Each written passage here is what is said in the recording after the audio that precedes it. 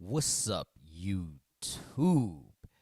In today's video, we are going to be discussing chapter 239 of Jujutsu Kaisen and how this chapter starts with a woman who we see running away. Now, this woman actually looks like Takako Yuro. That's what she kind of looks like, and she's kind of mad at Kenjaku for reviving sorcerers and the ancient sorcerers and turning them into cursed objects and having them live for all these years, only to just take it away from them. And we see that she gets trapped by a jellyfish curse, and we see that Kenjaku was the one that was chasing her and just pretty much telling her that if it's tasteless, he will add more flavor. If it's too strong, he'll add it more to the original. And to him, Kenjaku, these ancient sorcerers are like seasoning that he just doesn't have an appetite for. And, he's not really loyal to these ancient sorcerers. And we see that she tries to fight back, but her head is sealed by this jellyfish curse. And we see that he ends up hitting it. And it looks to be like some fail safe that he put on the ancient sorcerer's head, except obviously Sakuna and Yorame. But it's like he hits it with her and she's dead, obviously. And he just explains that the symbol on the ancient sorcerer's head is how he was able to track the incarnated sorcerers. And to me, this seems something like how Amanda Waller in Suicide Squad, how they put like these nano bombs to keep them in line. And it looks to be something similar to that. And somebody arrives and says, "Why are you even talking to a person who's already dead?" And we see that it's another ancient sorcerer that goes by the name of Hazanoki, who Kenjaku said, "Do you want to be my friend?" And he makes jokes to Hazanoki about if they're going to be friends, he has two requirements.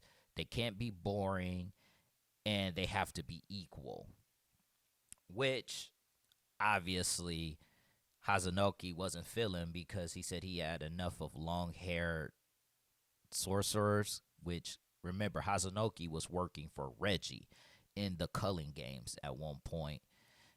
And we see that Hazanoki makes fun of Kenjaku for always talking to himself. He pretty much tells him that his old age, for living so long, he got used to just talking to himself.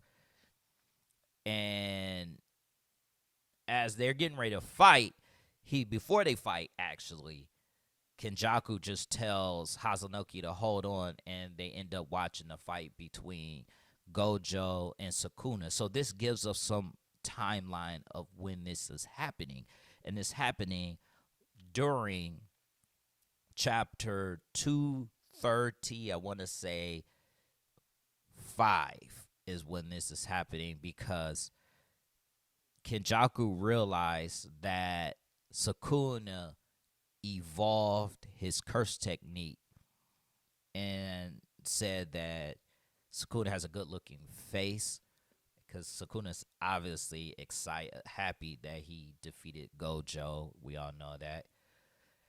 And he tells Hazanoki that he has left different surveillance curses around Shinjuku to check to make sure that none of the other sorcerers have left. So he can tell who is leaving based off their curse energy, where he says that he can see that Yuta, who's clearly the number 2 in curse energy, he can see when he leaves, and even detect when Maki, who has zero curse energy, he could detect if she left, which is really cool that he can actually detect her because she's supposed to be untraceable, but he has surveillance curses to be able to watch that. He also has CCTV cameras all around Shinjuku. And he then attacks Hozanoki with some curses. And he used his tooth and exploding because his curse technique is pretty much like a bomb.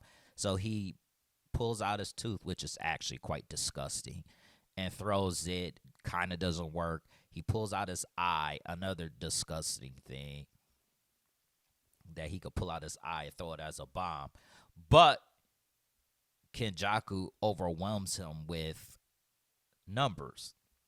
And he just tells Hazanoki that he wants to end the culling games by killing all the players, and then he'll use that binding vial to activate the merging process of Tengu with all the people in Japan. So anybody that's in Japan will now become a sorcerer because the little curses was all on his neck, and we know that Hazanoki also has a reverse curse technique.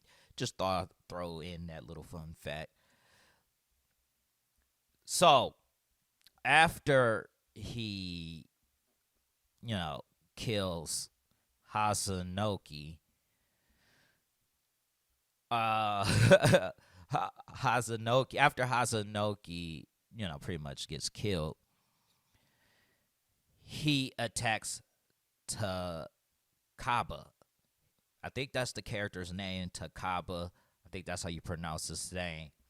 And he wonders why Takaba came along as Meimei isn't even monitoring Kenjaku. So no one knows what Kenjaku was doing because they're not paying attention. But when he attacks Takaba, Takaba survives the attack, which shocks Kenjaku. And Takaba was like, you know what? You just tried to kill me, so I'm not holding back on you. I'm going to put you to jail. And Kenjaku ends up having a bad feeling because he couldn't figure out what happened. He pretty much was like, what was that? It's the first time I felt anything like this. It wasn't like there was no damage. It was like it was made it so there was no damage. So what I think Takaba, I believe it's comedian. That's what his innate curse technique is. It's comedian. And what comedian does is anything that Takaba finds funny, it turns into reality. When he fought Hazanoki, he had like ketchup or some sauce on him. And when Hazanoki punched him, it slid right off because anything that he does, he turns it into reality, which is really an interesting power because as he fights Kenjaku, anything he finds funny or anything that he can manifest will come to reality. And I think that's really a cool type of power to have in a fight against Kenjaku. Damage to him. And at first we see that Kenjaku was interested in Higuruma because he said that's the one that has the most, I want to say, the most potential to be a sorcerer. But he's intrigued by, because of Takaba's physics manipulation, Kenjaku is a little intrigued with Takaba. And I'm actually intrigued to see if Takaba can actually handle Kenjaku Gato. That's what I'm going to call him for right now. I'm actually want to see how Kenjaku not Kenjaku, but Takaba take on Kenjaku Gato, which I am most excited for. And if you guys enjoy Real Ninja Reviews content, just hit the subscribe button, hit the notification bell to get the weekly updates of Jujutsu Kaisen content. And I'll catch you guys on the next one. Peace out, y'all.